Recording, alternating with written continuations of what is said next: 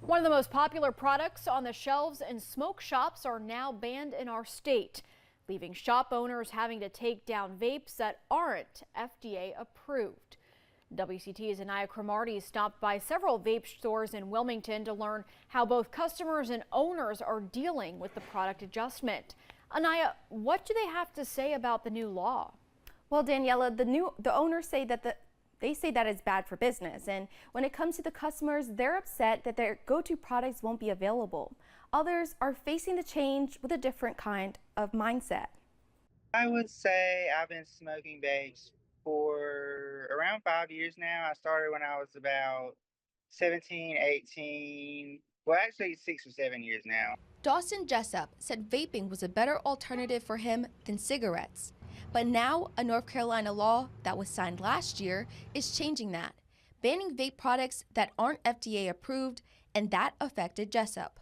I think it might be a disadvantage for adults, that smoke cigarettes their whole life, and then they switched over to the disposable vapes. Jessup isn't the only one affected.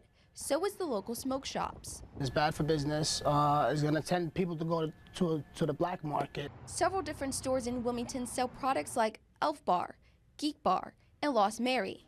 The law went into effect on May 1st, but sellers have a 60-day grace period to get them off the shelves.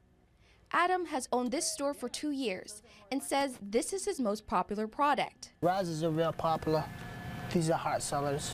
Now he'll have to replace these with THCA vapes that don't fall under the ban. It's really difficult, It's going to put a lot of small businesses out of business. And unfortunately, we all are like brick and mortar stores, so this is our livelihoods. Like, we live off this.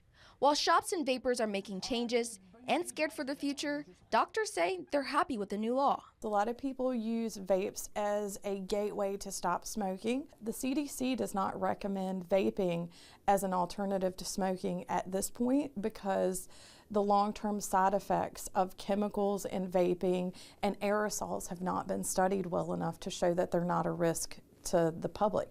As for Jessup, he doesn't plan to buy any other smoking products. So now that the disposable vapes are banned, I probably will quit vaping altogether. He just hopes the state doesn't only focus their attention on these vapes, but take other harmful products off shelves. Officials say the goal is to regulate the market and limit youth access to unregulated products. There are some vapes that do follow regulations, and to learn more about this topic, you can visit this story over on your WECT News app. In the newsroom, Anaya Cromartie, WECT News.